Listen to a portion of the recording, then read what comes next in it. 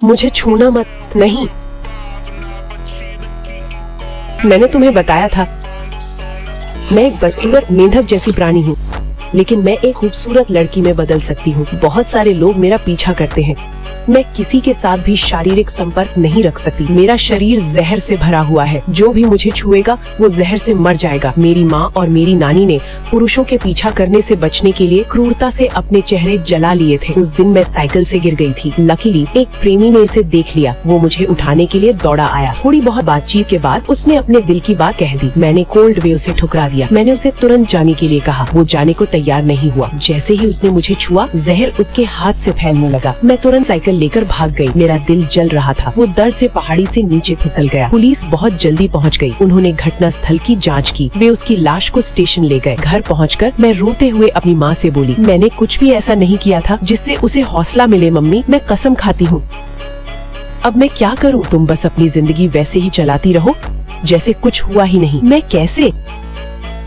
जो हुआ वो मेरी गलती नहीं है। अगर किसी को पता चल गया तो कोई साबित नहीं कर सकता कि तुमने कुछ किया। फिर भी मैंने उसे मार डाला। मम्मी, तुम कुछ मत करना, तुम कुछ मत कहना, समझ गई? कुछ दिनों बाद एक और प्रेमी मेरे पास आया। वो बार बार अपना प्यार कबूल करता रहा। मैं नहीं चाहती थी कि मुझसे और कोई मर जाए। मैंने उसे फर्मली ठुकरा दिया। वो नहीं गया। अचानक वो एक बिल्ली में बदल गया। वो एक पहाड़ी प्राणी में भी बदल गया। उसने मुझे गले लगाया और मुझे किस किया। मैं तुरंत वापस मेंढक रूप में बदल गई। उसे सांस लेने में तकलीफ होने लगी। फिर वो जोर से जमीन पर गिर पड़ा। मैंने घबराकर पुलिस को फोन किया। मैं नहीं चाहती थी कि मेरे सामने कोई और मर जाए, लेकिन पुलिस के आने से पहले ही जहर ने उसकी जान ले ली। जब पुलिस घटनास्थल पर पहुंची, वे हैरान थे। लगातार जहर से 2 मौतें हो गई थीं। विक्टिम की मौतें बहुत परेशान करने वाली थीं। वे समझ नहीं पा रहे थे कि ये किसने किया। मौजूदा सुरागों के आधार पर पुलिस मेरे साइकिलिंग ग्रुप तक पहुंच गई। उन्होंने मेरे दोस्तों से पूछताछ की। पुलिस को शक होने लगा कि ये दोनों हत्याएं मुझसे जुड़ी हुई हैं। जब वे मेरे घर आए तो उन्होंने मेरी मां को जमीन पर गिरा हुआ पाया। मेरी नानी हाथ में लाल लाल तपता हुआ ब्रांडिंग आयरन लिए मेरी तरफ बढ़ रही थी। उनका इरादा था कि मेरा चेहरा जलाकर पुरुषों को दूर रखें। सौभाग्य से पुलिस ठीक समय पर आ गई और उन्होंने रोक लिया। पुलिस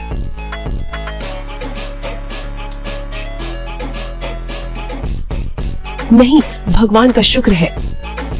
पुलिस को लगा कि शायद मैं निर्दोष हूँ। उन्होंने मुझे गिरफ्तार नहीं किया, लेकिन उन्होंने मुझसे एक खास औषधि पीने की मांग की। उन्होंने कहा कि ये मेरे शरीर से जहर हटा देगी। उन्हें नहीं पता था कि उस औषधि के क्या साइड इफेक्ट्स हो सकते हैं। मुझे साइड इफेक्ट्स की परवाह नहीं है।